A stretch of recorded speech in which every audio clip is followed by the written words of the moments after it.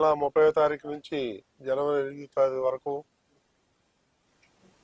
జరగబోయేటువంటి ఈ మహోన్నతమైనటువంటి కార్యక్రమం ఏదైతుందో వైకుంఠ ఏకాదశి, దానికి కావాల్సిన ఏర్పాట్లన్నీ కూడా ఇప్పటికే అధికార యంత్రాంగం మొత్తం కూడా